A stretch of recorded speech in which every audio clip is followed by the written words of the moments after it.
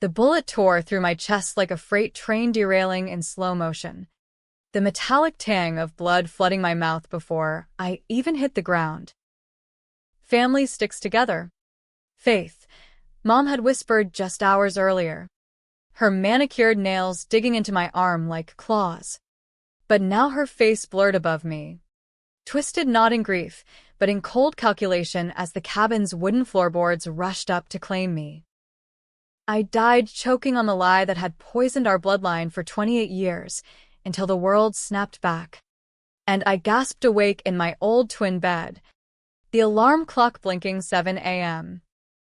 On a crisp September morning in 2015, my heart pounding not from the shot, but from the impossible truth, I was 18 again. And this time, I wouldn't bleed out begging for the family that never wanted me. It hit me like vertigo, that first breath in the body I'd buried 6 feet under. The room smelled of strawberry shampoo and the faint mildew from the leaky window in our sprawling McMansion in Greenwich, Connecticut, the kind of place where the hedges were trimmed sharper than the secrets we kept. I bolted upright, sheets tangling around my legs, and stared at my hands, smooth, unscarred, nails bitten to the quick from high school stress I hadn't felt in a decade. The mirror across the room showed a girl with wide hazel eyes and choppy brown hair, not the polished corporate drone I'd become before they pushed me off that metaphorical cliff. "Holy shit," I muttered, my voice cracking like it hadn't since prom. The date on my phone confirmed it, September 15th, 2015. Exactly 10 years before that accident, they'd staged to look like a hiking mishap in the Adirondacks, where I'd supposedly slipped and cracked my skull on a rock. But I knew better now, the rope marks on my wrists from the zip ties. The faint echo of Mom's voice saying, "She knows too much. We end this tonight." I laughed then, a jagged sound that echoed off the pastel walls, because the irony was thicker than the fog rolling in from Long Island Sound. I'd clawed my way through Yale on scholarships they pretended to fund, built a career in forensic accounting exposing white-collar crooks, all while playing the dutiful daughter to Evelyn Harrington, Queen of Harrington Enterprises. Our family empire, luxury real estate developments from Manhattan high-rises to Hamptons retreats, built on Dad's ghost of a legacy after his heart attack in '09, which I'd later uncovered as poison slipped into his scotch by Mom's own hand, with my half-brother Marcus as her eager accomplice. They'd framed me for embezzling funds in my final unraveling, planting evidence that sent me spiraling into paranoia, isolation, until that fateful family retreat, where they tied me up, shot me point-blank to mimic a robbery gone wrong, and dumped my body like yesterday's trash. Only real family gets the inheritance, Mom had sneered as the life drained out of me. Real family. As if blood meant loyalty when it came to a cool $2 billion in assets. But secrets have a way of rotting from the inside, and mine had festered long enough. I swung my legs over the bed, bare feet hitting the plush carpet, and padded to the desk cluttered with college brochures and that godforsaken family photo from last Christmas, me sandwiched between Mom's icy smile and Marcus's predatory grin, Dad's empty chair looming like a bad omen. I ripped it in half, the frame splintering satisfyingly. This time, I wouldn't wait for the noose to tighten. I'd unravel them thread by thread, starting with the biggest lie: I wasn't Evelyn's biological daughter. She'd adopted me in secret after Dad's affair with my birth mom, a junkie waitress from the wrong side of Bridgeport, produced an inconvenient bastard. But the kicker? My real mother hadn't died in childbirth like they'd spun. She'd been paid off and silenced, her existence scrubbed from records. And buried in the estate's vaults was proof, a DNA test Dad had hidden, confirming I was his only true heir, not the golden boy Marcus, who'd been sired by Mom's tennis coach in a fit of revenge adultery. The house was already buzzing downstairs, silverware clinking. The hiss of the espresso machine, like nothing had changed. But everything had. I pulled on jeans and a hoodie, the uniform of a rebellious teen I no longer was, and descended the grand staircase, each step a vow etched in stone. Mom was at the kitchen island, scrolling her tablet in a silk robe that cost more than most people's rent, her blonde bob impeccable even at dawn. Marcus slouched at the breakfast bar, nursing a protein shake, his lacrosse build already hinting at the frat boy menace he'd become. Morning, sleepyhead, Mom cooed without looking up, her voice honey over arsenic. Big day, counselors coming for Ivy League chats. Don't embarrass us. I paused in the doorway, the ghost of that bullet wound itching between my ribs, and forced a yawn. Yeah, about that. I had the weirdest dream. Their heads snapped up in unison, a flicker of unease crossing Mom's Botox-smooth forehead. Marcus snorted, flexing his biceps like it was a personality. What? Unicorns and rainbows? Get over it. Faith. Some of us have actual futures. I met his eyes, those cold blue chips that had watched me die without flinching, and smiled, the kind of smile that says, I know your sins, brother dear. Nah. It was about family. The real kind. Turns out, blood tests lie. The words hung there, heavier than the crystal chandelier overhead. And, for a split second, the facade cracked. Mom's tablet slipped an inch, her knuckles whitening. Marcus choked on his shake, coughing into his fist. What the hell does that mean? He demanded. But I was already turning away, grabbing an apple from the fruit bowl that probably cost a fortune organic. Just a dream, I said lightly, biting into the crisp flesh. Juice dribbled down my chin, and I wiped it with the back of my hand, tasting victory. Phase 1. Plant the seeds of doubt. Let them water it with their own paranoia. School that day was a surreal blur, lockers slamming, cheerleaders gossiping about homecoming, the fluorescent hum of AP Calc where Mr. Hargrove droned on about derivatives like they mattered. But my mind was a war room, timelines snapping into focus. In my first life, I'd ignored the whispers, the way Mom favored Marcus, funneling trust funds while I scraped by, the locked study where Dad's files vanished after his death, the anonymous tip I'd received too late. A grainy photo of Mom and her advisor Lawrence, our family lawyer, burning documents in the fireplace. Lawrence, the puppet master. In 10 years, he'd orchestrate the frame job, coaching Marcus on how to doctor ledgers, whispering in Mom's ear about protecting the legacy. He'd been the one to suggest the cabin, the one who'd discovered my body, tears crocodile fresh at the funeral. By lunch, I was in the library, commandeering a dusty computer terminal under the guise of research. No smartphones back then, not mine. Anyway, Mom controlled that upgrade like it was state secrets. But the public Wi-Fi was a godsend.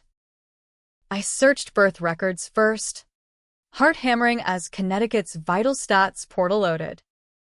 There I was, Faith Marie Rossi, born March 3rd, 1997, to Elena Rossi and unknown father. Rossi. The name hit like a slap, my bio mom's maiden, buried under layers of payoffs. A quick dive into old news clippings unearthed her obit from 2002, Elena Rossi, 28, found deceased in Bridgeport apartment, overdose suspected. Yeah. Right. I'd bet my non-existent inheritance it was Mom's doing. A quiet elimination to tie up loose ends before adopting me at 5. The bell rang, jolting me back. But I had what I needed, a thread to pull. After school, I biked to the public library in town center. The autumn leaves crunching under tires like brittle bones.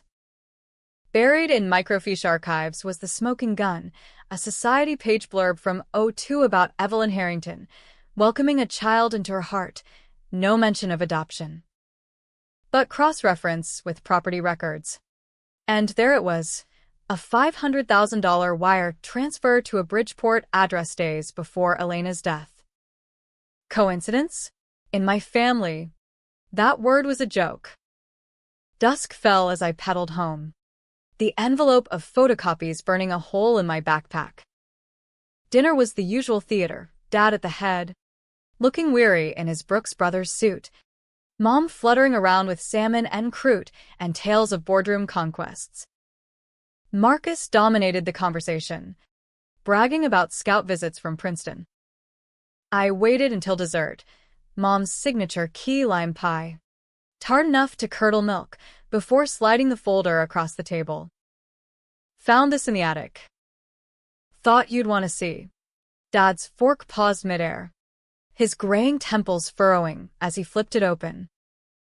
Mom's laugh tinkled like breaking glass. What's this nonsense? Darling? Homework project. But her eyes darted to the wire transfer, color draining from her cheeks. Marcus snatched a page, scanning it with a scowl. Birth records? Who gives a shit about some dead waitress? Someone who might be family, I said softly, watching Dad's face crumple as the pieces clicked. He cleared his throat, setting down his napkin. Faith. This says, Mom cut him off, voice sharpening like a switchblade. It's a mistake. Forgeries happen. Lawrence will handle it. Dad's gaze met mine, a lifetime of regrets flashing in those tired eyes, the affair he'd buried, the daughter he'd claimed in secret to spite Mom's infidelity. We'll talk later, he murmured. But I saw the resolve hardening. In my first life, he'd died before confronting her. This time, I'd make sure he lived long enough to burn it all down. That night, I lay awake, the house creaking like it held its breath. Footsteps padded in the hall, Mom's, heading to Dad's study. I cracked my door, eavesdropping as her voice slithered through the keyhole. We can't let her dig. Marcus, you're on cleanup. A pause. Then Dad's low rumble. Evelyn, if this is true, laughter. Cold and crystalline. It's not. Richard. Trust me. But trust was the currency they'd bankrupted long ago.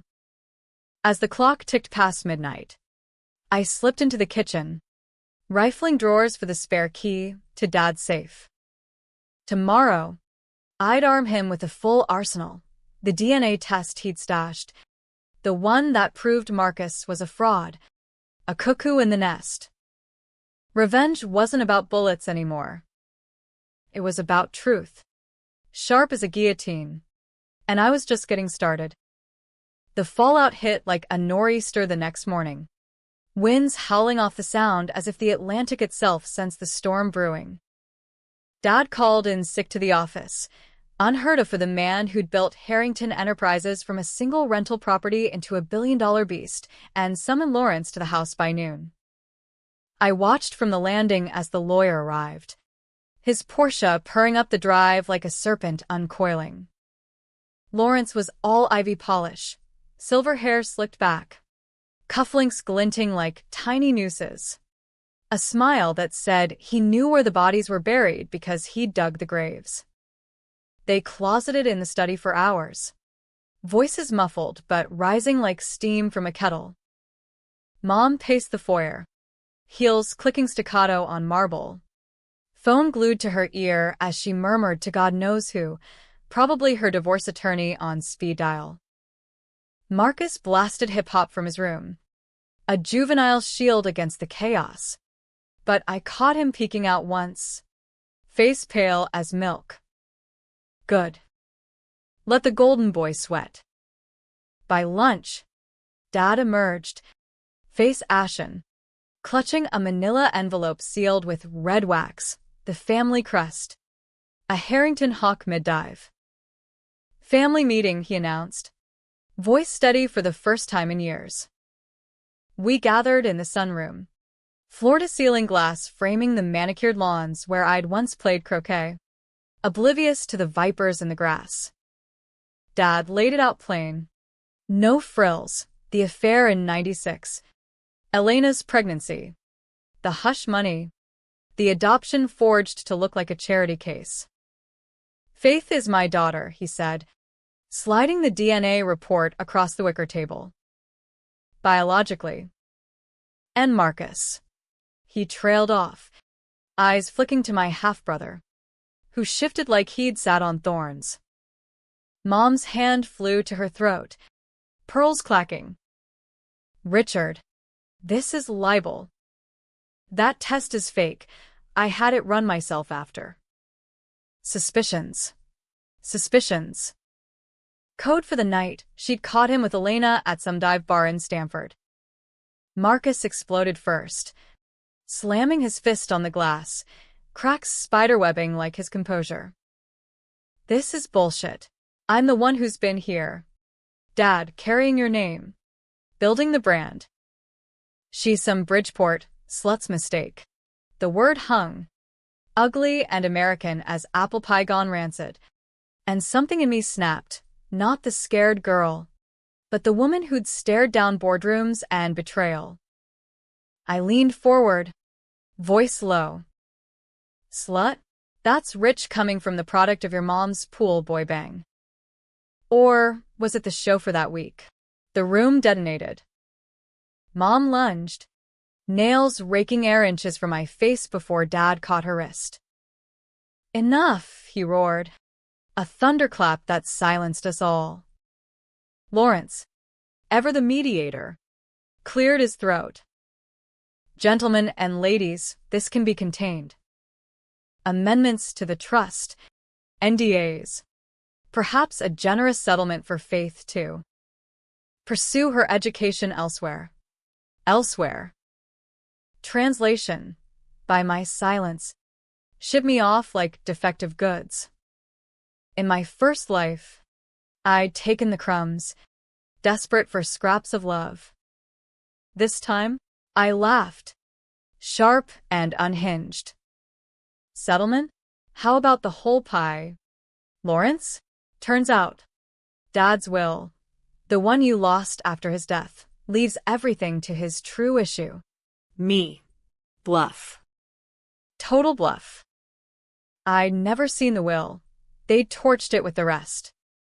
But the seed took root, faces blanching as Dad's eyes widened. What will?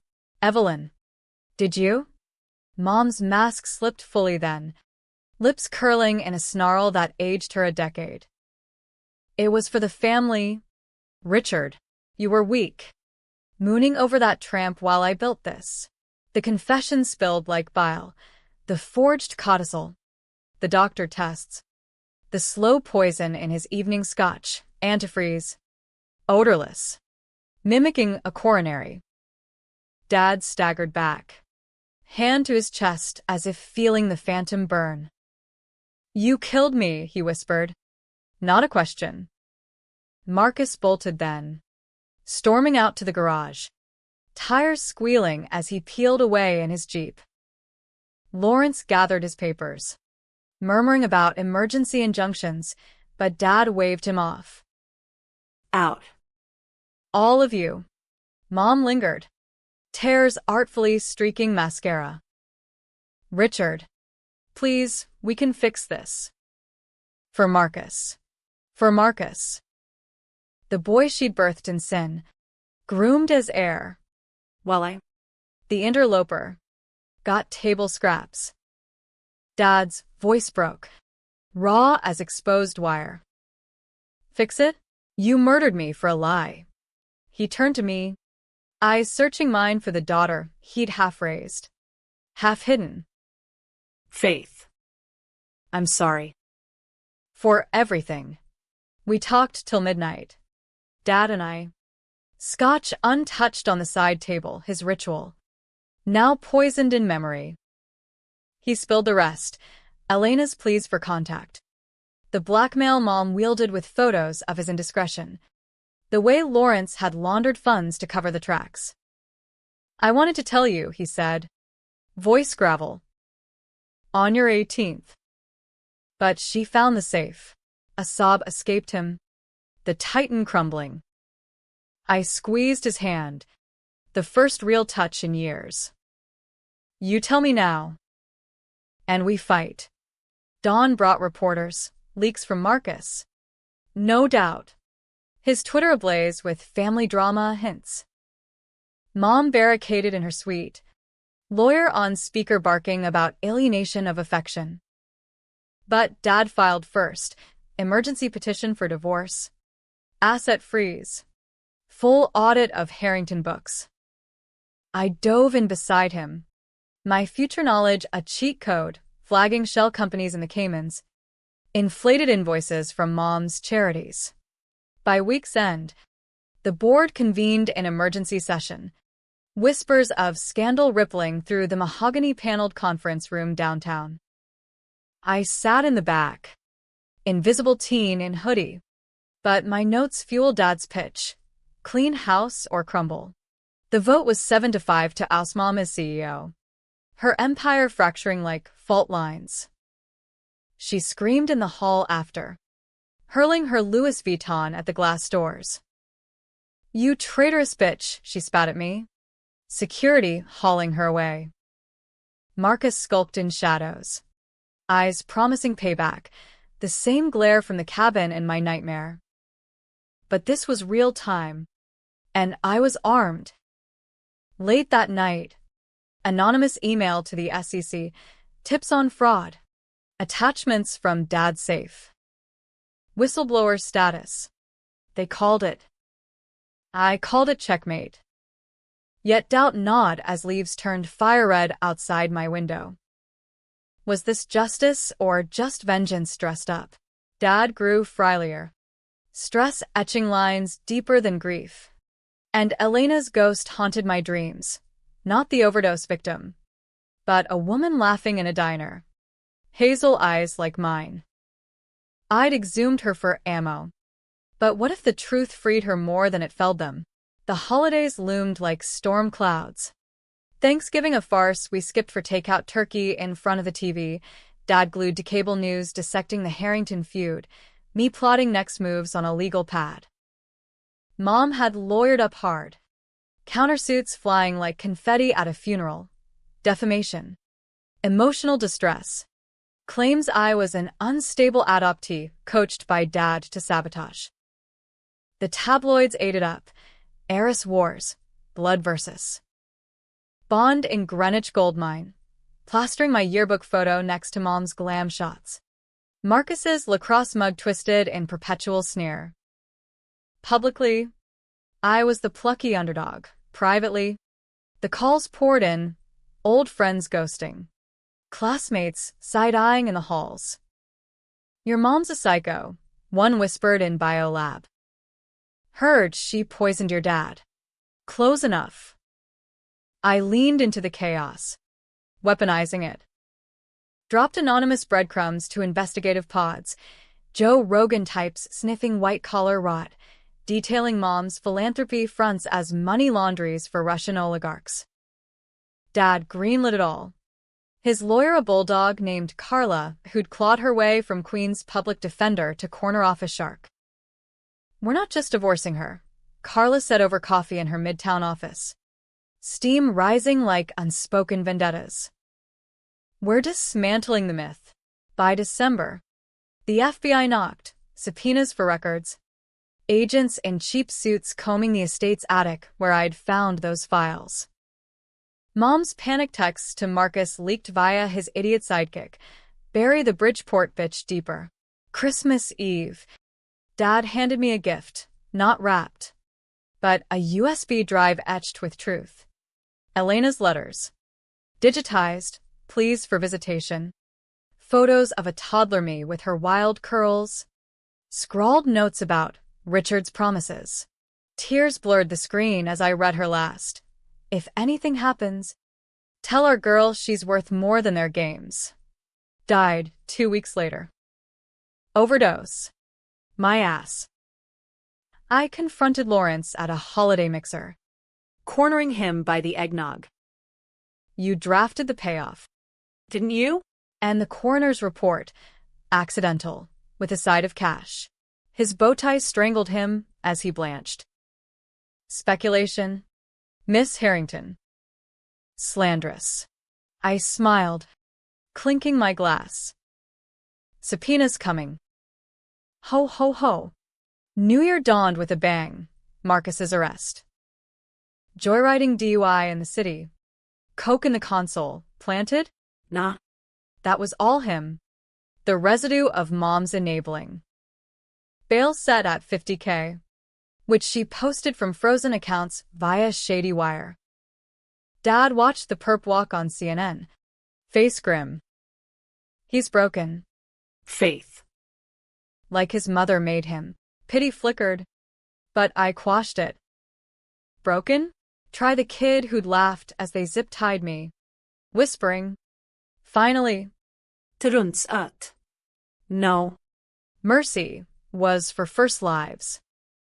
School blurred into irrelevance. I audited online. Prepping for Yale early decision with essays laced in subtext. Resilience forged in fracture homes. Admissions loved the angle. Hook. Line. Sinker. But the real hook was reeling in Mom. January brought depositions, her under oath. Botox cracking under fluorescence as Carla grilled. MS. Harrington. Explain the 2002 transfer to Elena Rossi. Lies tumbled. Charity for single mothers. Cut to Elena's bank statements, showing the lump sum followed by suspicious withdrawals. Hush money recycled into Mom's slush funds. The judge, a no-nonsense black woman from Hartford, leaned in. Perjury's a felony. Evelyn. Think hard. Marcus cracked next. Subpoenaed as a hostile witness.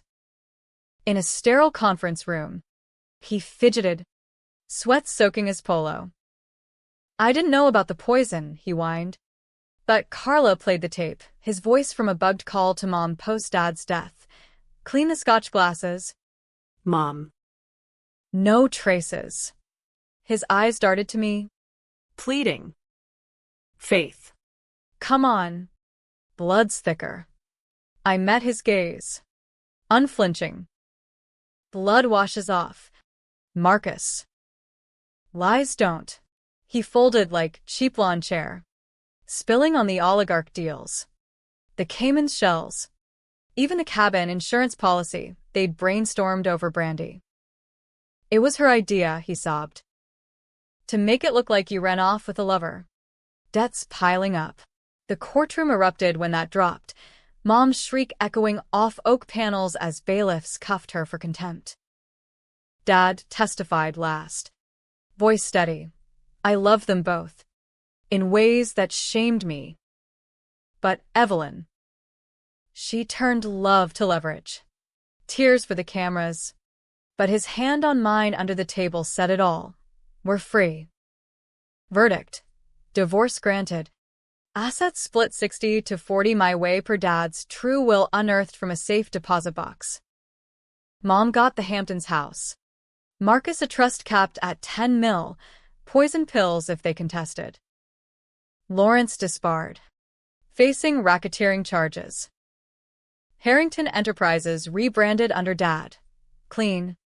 Green developments. Scholarships in Elena's name. Spring thawed the literal and figurative ice. Cherry blossoms dusting Greenwich like confetti at a fresh start. I walked Yale's quad in May. Acceptance letter crisp in my pocket, but the wind tasted bittersweet. Dad proposed a road trip, Route 66 Redux. Him and me. No empires. Heal the scars, he said. I packed light, Elena's letters tucked in my glove box. But as we crossed state lines, phone buzzed, anonymous text, Marcus's number spoofed. You think it's over? Check the news. I did. Heart plummeting. Bridgeport Herald. Cold case cracked. Elena Rossi murder linked to Harrington matriarch. Details spilled. Re-examined tox screen showing fentanyl laced in her wine. Not OD. Mom's prints on the glass, lifted from a O2 fundraiser. She'd visited. All right. To silence. The twist gutted me, not just the kill, but the why. Elena pregnant again. Dad's second child. A sibling I'd never know. Mom's revenge. Preemptive. Dad pulled over in a Kansas diner. Face ashen. She told me it was an accident. Overdose from stress. Lies upon lies. We drove in silence, the heartland blurring, until he broke. I should have protected her. You.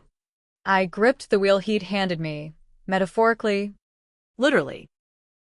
You are now. Summer scorched as we circled back east. FBI closing in on Mom's cell. She lawyered to the end. Plea for manslaughter. But the judge threw the book. Life. No parole. Marcus flipped fully. Testifying for leniency got 10 years.